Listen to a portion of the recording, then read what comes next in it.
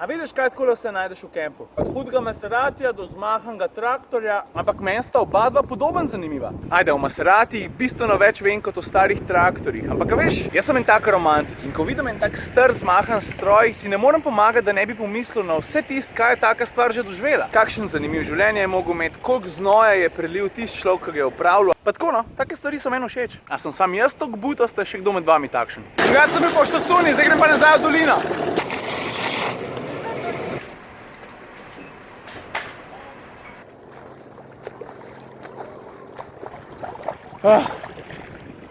Dve stvari. V manj kot 24 urah sem odbal en cel kozarc linolade, zato se valjda spodob, da grem ene parkrat do boja pa nazaj. Ta druga stvar pa na internetu piše, da ima voda na Pagu 22,7 stopinje. No, ne en internetu pove, da nima niti približno prav. A še kaj? A ja, vprašanje pa odgovori. Tine Bizajl, tebe zanima ali BMW X6 ali Mercedes GLE Coupe? Stari, ta ima malo huda, veš?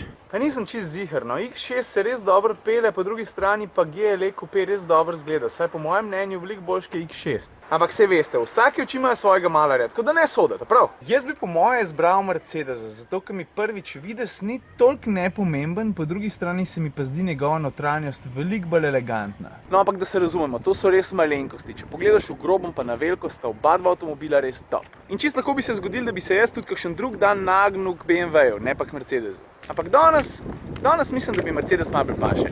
Veter, spet stav. Domen Dovžan, tebe pa zanima, bi jaz zbral Audija A4 Avant ali Škoda Octavia kombi. Če vprašaš mene, jaz v osnovi sem dosti preprost tip in če bi se moral odločiti, pa bi verjetno zbral Škoda Octavia kombi, zato ker bi jo za enak denar, ki bi sicer kupil Audija A4, napakiral z veliko dodatne opreme. Žiga Hribar, tebe pa zanima, zakaj sem pravzaprav sploh začel vlogat? Ja, odgovorov na tole je kar ne par, ampak recimo, da grejo stvari takole. Čakam, da gre veter mim, veter je šel mim, ne še ni šel mim. Po eni strani se mi zdi, da res upravljam kar zanimiv poklic in hkrati ne vidim nobenega res dobrega razloga, zakaj tega ne bi delil z nekom, ki si želi videti malo več.